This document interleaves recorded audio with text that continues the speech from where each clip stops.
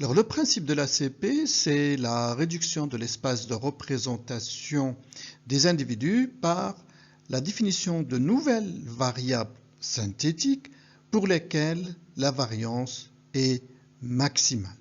C'est ce qu'on appellera les composantes principales.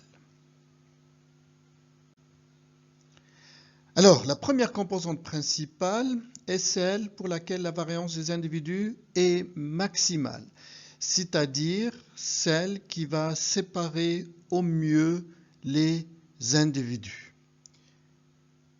La deuxième composante est recherchée sous deux conditions. Premièrement, avoir une corrélation nulle avec la première composante. Ceci pour éviter la redondance d'informations. Donc, il faudrait que la deuxième composante apporte un complément d'information par rapport à la première. Et puis, bien entendu, exprimer à son tour la plus grande variance des individus et donc son apport en information doit être maximal. Alors, ce processus va se dérouler jusqu'à l'obtention des P-composantes. Donc, on voit bien ici que par construction, c'est les premières composantes qui vont être les plus importantes du fait qu'elles résument un maximum d'informations. Alors, on va voir maintenant comment recherche-t-on les composantes et les axes principaux, et donc on va regarder la recherche du premier axe principal et de la première composante principale. Premier axe principal, delta 1. Alors, cette droite delta 1, elle passe par l'origine et elle est portée par le vecteur U1 qui est le vecteur propre normé de la matrice de corrélation R associé à la plus grande valeur propre lambda 1.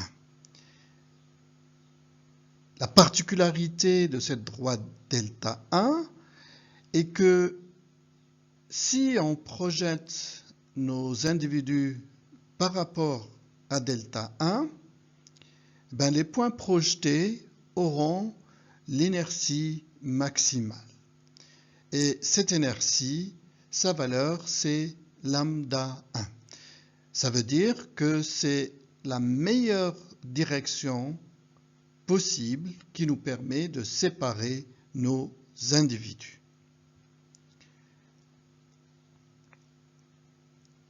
Alors, la droite delta 1 maximise donc l'inertie des points projetés sur delta 1 et cette inertie, comme on l'a vu, elle vaut lambda 1.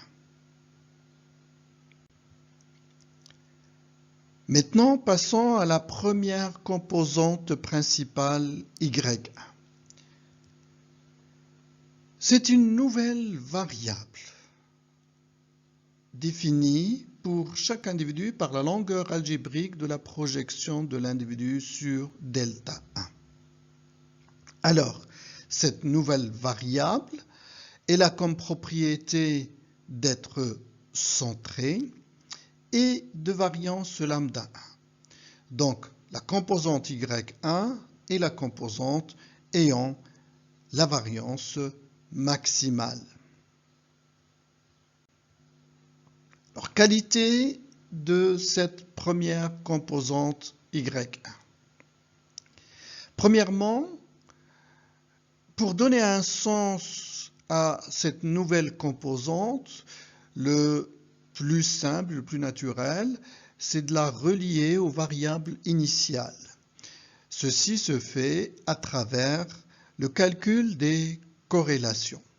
Et bien entendu, plus une variable est corrélée avec Y1, plus elle va servir à son interprétation. Deuxième point,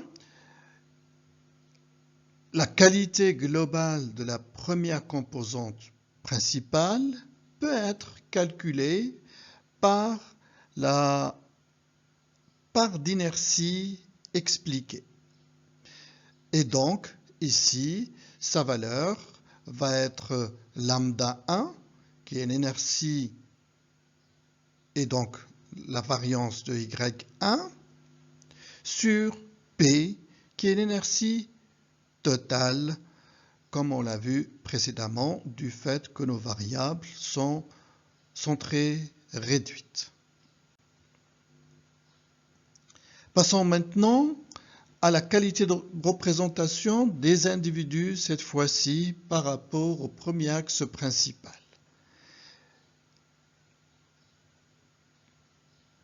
Plus un individu est proche de l'axe, mieux serait sa qualité de représentation. Et donc, pour mesurer cette qualité, on va utiliser le cosinus carré de l'angle formé par l'individu et le premier axe principal. Donc, plus ce cosinus carré est proche de 1, meilleure serait la qualité de représentation. Dans la pratique, on estime qu'au-delà d'une valeur de 0,5, la qualité de l'individu est bonne par rapport à l'axe en question.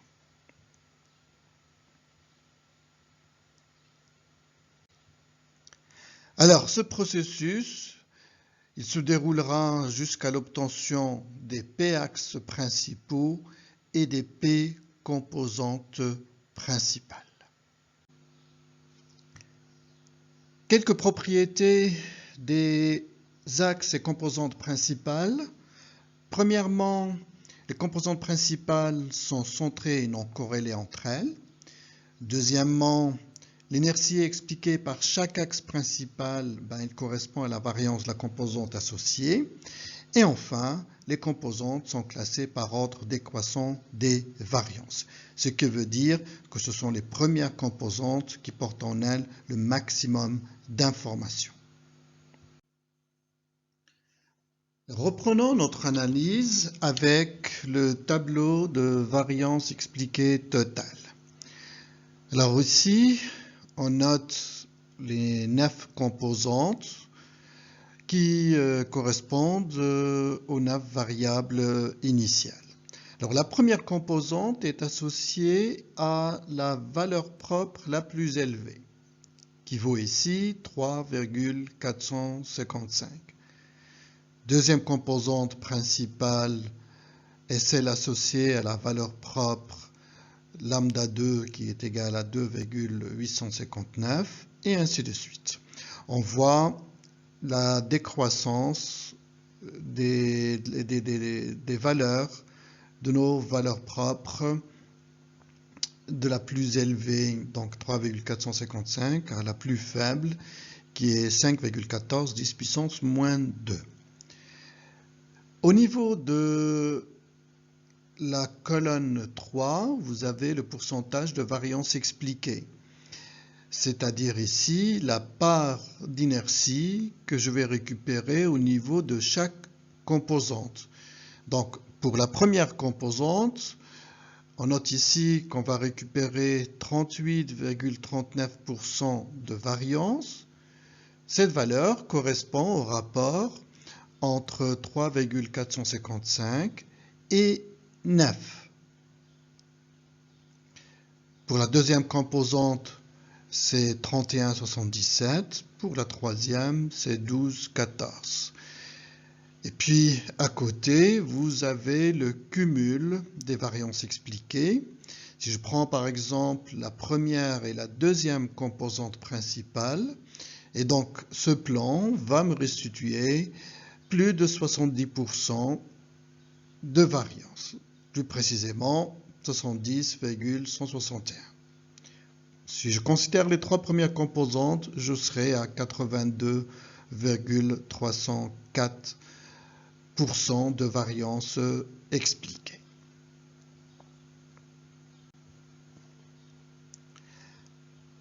Dernière remarque, le premier plan principal, c'est le plan formé par les deux premiers axes principaux.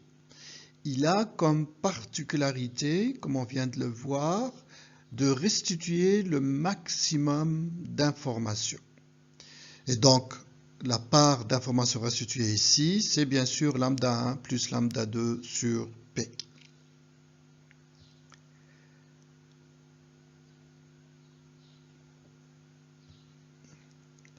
Alors, un individu sera bien représenté lorsqu'il va être proche du plan principal. Par conséquent, lorsque la somme des cosinus carrés associés à la première et la deuxième composante va être proche de 1. Donc là aussi, on va retrouver la règle qui dit qu'un individu est bien représenté au niveau du plan lorsque la somme des cosinus carrés est supérieure à 0,5.